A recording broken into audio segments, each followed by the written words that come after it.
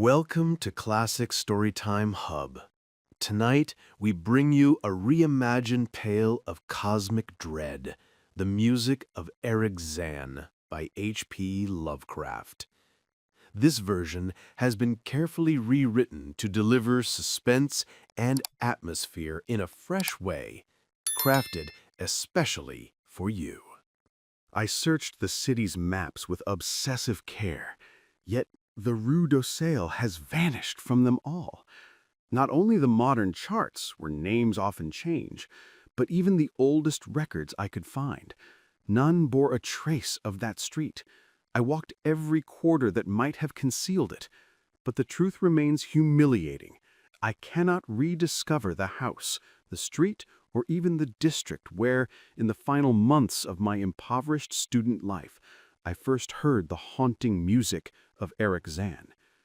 Perhaps my memory is fractured, unsurprising, given how my health, both body and mind, decayed during those nights in Rue d'Orsay. I never brought acquaintances there, and now I wonder if anyone else has ever seen it at all. The street lay beyond a black river, its banks lined with towering warehouses whose blind windows stared like diseased eyes. A massive stone bridge carried me across into a quarter where smoke from nearby factories seemed to choke the sun forever. The river itself reeked with a stench so vile that I believe I could recognize it instantly should I stumble upon it again. Beyond the bridge, the cobbled lanes narrowed, rails cutting through them until the climb began, gentle at first, then rising with impossible steepness as Rue d'Orsay revealed itself. I have never encountered another street so narrow, so precipitous. It was less a road than a cliff, barred to carriages, broken into stairways, and ending at last against a towering wall smothered in ivy. Its paving was uneven, slabs, stones, patches of bare earth where sickly vegetation clawed upward. The houses were grotesquely ancient, their peaked roofs leaning at mad angles, some bent forward so far that opposite buildings nearly touched, forming arches that strangled the daylight.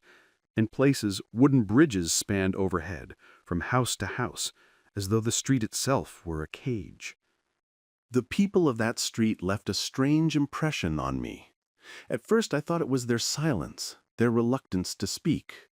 Later I realized it was something deeper. They were all impossibly old, as if time itself had forgotten them. I cannot explain how I came to live there.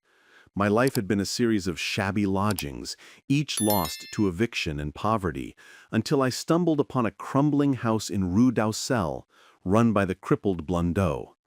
It was the third house from the top, and the tallest of them all, leaning like a weary sentinel over the crooked street. My room was high above, on the 5th floor, the only inhabited chamber in that hollow shell of a building. On my first night, as I tried to sleep, I heard music drifting from the garret above. It was no ordinary melody, but something uncanny, vibrating with unease. The next morning, I asked Blondeau, who told me of the tenant, an old German violinist, mute, who signed his name as Erich Zann.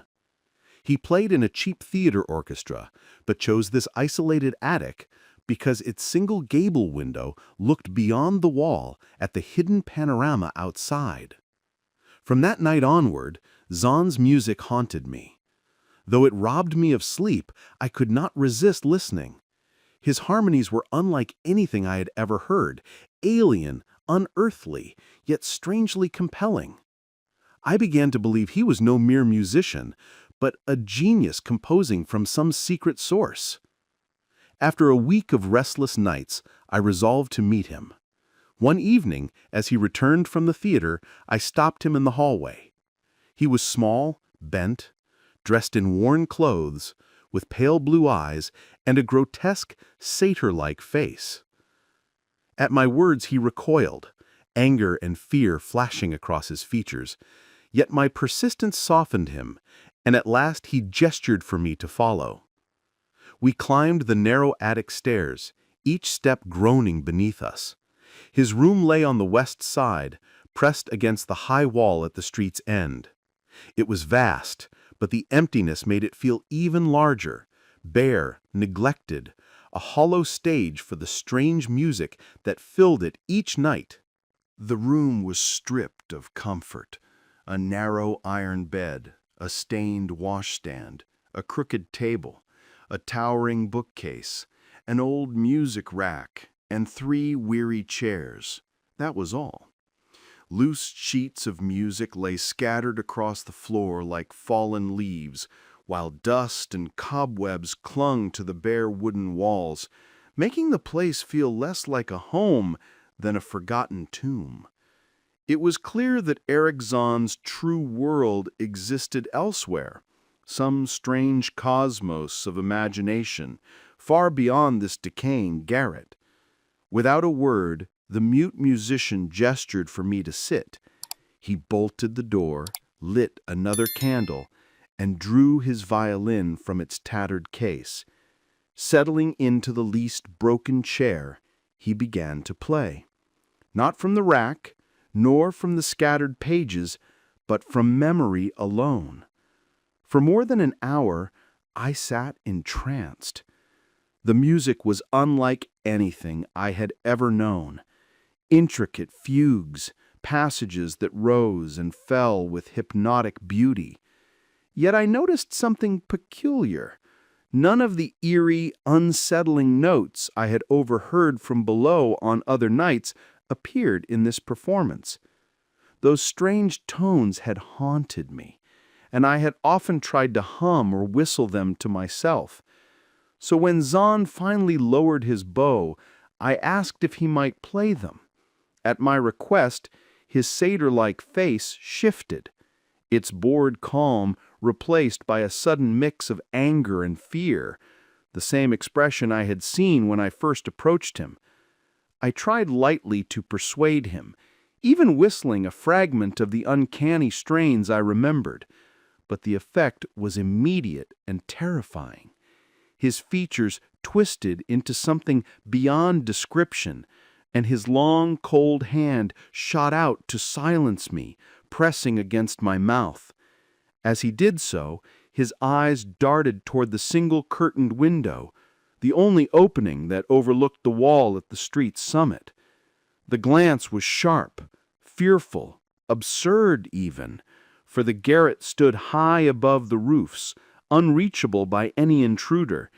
Yet in that moment, I felt the window was more than glass. It was a threshold to something unknown. The old man's sudden glance reminded me of Blandot's words, and a reckless curiosity stirred within me. I longed to see what only Zann could see, the dizzy sweep of moonlit rooftops and the glittering city lights beyond the hill. I moved toward the window, my hand reaching for the shapeless curtains. But before I could touch them, Zann was upon me. His mute fury was greater than before, his hands clawing at me, his head jerking toward the door as though desperate to drive me out. Disgusted, I demanded he release me, declaring I would leave at once. At that, his grip softened. The rage drained from his face, replaced by something almost pleading. He pressed me back into a chair, then shuffled to the cluttered table.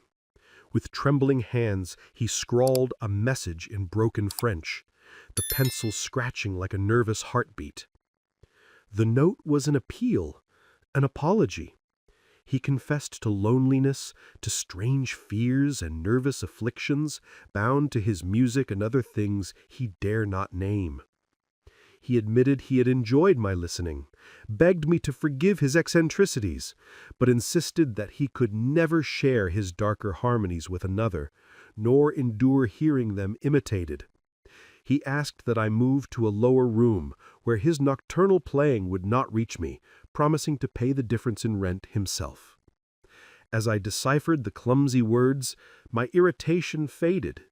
He was a man broken by suffering, and my studies had taught me compassion.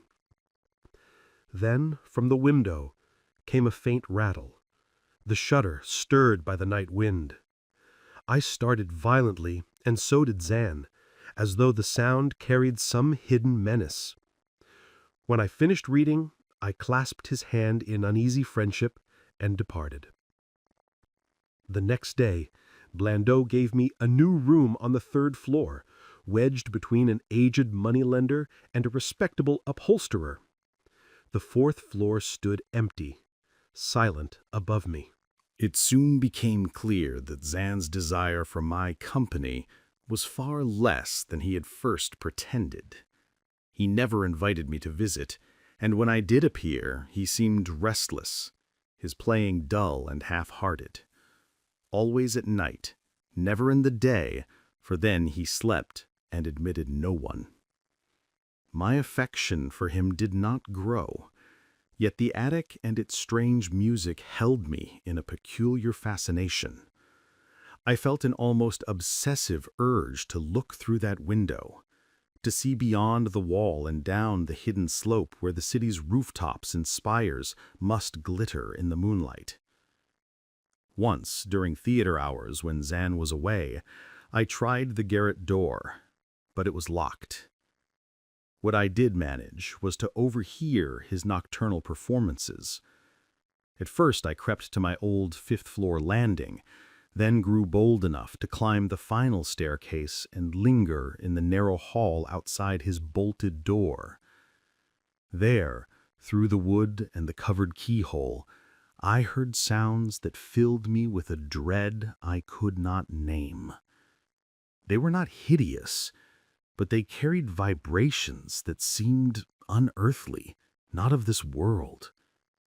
At times they swelled into vast symphonies, impossible to imagine from a single player. Zann was no ordinary musician. He was a genius of wild, uncanny power. As the weeks passed, the music grew more frenzied, while Zann himself became gaunt, furtive, and pitiful to behold. He refused me entry altogether, and avoided me whenever we crossed paths on the stairs. Then came the night when the violin shrieked into chaos, a storm of sound so mad it threatened my sanity. And from behind that barred door came proof that the horror was real, a cry, inhuman and broken, the awful sound that only a mute can utter in moments of unbearable fear. I pounded on the door, but no answer came. I waited in the black hallway, trembling with cold and dread, until I heard him stir, weakly dragging himself upright with the help of a chair. Believing he had fainted and was just regaining consciousness, I knocked again, calling out my name in reassurance, though my voice shook with terror. I heard him stumble to the window, slamming shut both shutter and sash, before fumbling at the door to let me in. This time his relief was unmistakable. His twisted face shone with gratitude as he clutched at my coat like a frightened child clinging to its mother. Shaking uncontrollably, he pushed me into a chair and collapsed into another, his violin and bow lying abandoned on the floor. For a long while he sat motionless, nodding strangely, as though listening to something only he could hear. At last, seemingly reassured, he crossed to the table, scribbled a brief note, handed it to me, and then began writing furiously, page after page, his pencil racing with feverish urgency. The note begged me to wait, imploring mercy, promising that he would explain everything in a full account written in German. I agreed, and sat in silence as the sheets piled higher. Nearly an hour passed before he suddenly stiffened, jolted by some unseen shock. His eyes fixed on the curtained window, his body trembling with dread. I thought I heard it too, a faint sound, not dreadful, but eerily beautiful, a low, distant note, as if played by some unseen musician far beyond the wall I had never glimpsed. For Zann, the effect was devastating. He dropped his pencil, seized the violin, and tore into the strings with a frenzy unlike anything I had ever witnessed. The music was wild, delirious, hysterical, yet still carried the unmistakable brilliance of his genius. This time I understood. He was not playing for art, but for survival. He was trying to drown something out, to hold something back. And then, amid the chaos, I recognized the melody, a Hungarian dance, popular in the theaters. It struck me with horror, for never before had I heard Zann play the work of another. Tonight, even his genius had turned to borrowed notes, wielded as a weapon against the unknown. The violin shrieked higher, wilder, until it seemed no human hand could produce such sounds. Zann was drenched in a ghastly sweat, twisting and contorting like some frantic marionette, his eyes darting again and again toward the shuddering curtains. In the chaos of his music, I thought I glimpsed phantom dancers, satyrs and mad revelers, whirling through storms of smoke, lightning, and endless cloud. Then, piercing through the frenzy, came another tone. Not from the violin, but from somewhere far to the west. A steady, mocking note, deliberate and calm, as if answering his madness with cruel composure. The wind rose outside, howling against the garret. The shutter rattled, slammed, and finally shattered the glass, sending a freezing gust into the room. Candles sputtered, sheets of paper scattered like frightened birds, and Zann's unfinished manuscript was snatched away into the night. I turned to him and recoiled. His eyes bulged, glassy and blind, his bow moving in a mechanical frenzy, no longer guided by will but by terror. The music had become a grotesque storm, an unholy noise beyond description. Desperate, I lunged for the flying pages, but they were gone, lost to the wind. And then, remembering my old obsession, I looked through the broken window. I expected rooftops, spires, the familiar lights of the city below. But there was nothing. No streets, no lamps, no world at all. Only a vast blackness, infinite and alive, filled with motion and sound that belonged to no earth I knew. As I stared into that abyss, the wind extinguished the last candles. Darkness swallowed the garret, leaving me alone with chaos before me, and behind me, the demonic madness of Erich Zann's violin, howling against the void. I stumbled blindly through the dark, crashing against the table, overturning a chair, clawing my way toward the source of that monstrous music. The blackness screamed around me, and I thought if I could not save myself, perhaps I could save Erich Zann. Something cold brushed against me, and I cried out, but my voice was swallowed by the shrieking violin. Suddenly the bow struck my arm, and I knew I was beside him.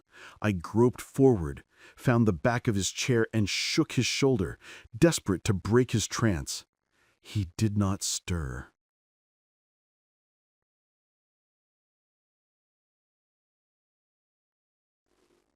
The violin wailed on, relentless. I touched his head, stopped its mechanical nodding, and shouted in his ear that we must flee. But he gave no answer, no pause in his frenzy. The garret itself seemed alive with currents of wind, swirling in the dark like invisible dancers. My hand brushed his ear, and I froze.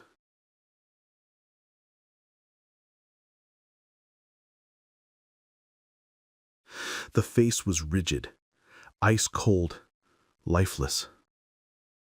His bulging eyes stared uselessly into the void, and I knew Erich Zann was already beyond saving.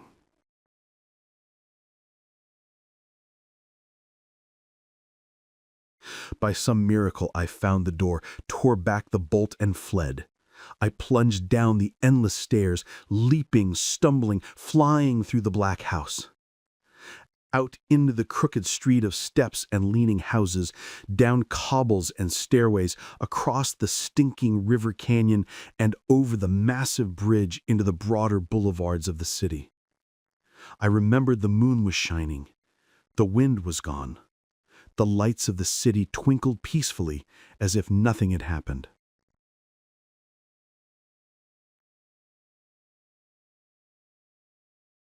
Yet despite all my searching, I have never again found the Rue d'Ossel. And I am not sorry, either for its vanishing, or for the loss of those fevered pages that alone might have explained the terrible music of Erich Zann. Some secrets are better left in the abyss. And thus the story ended.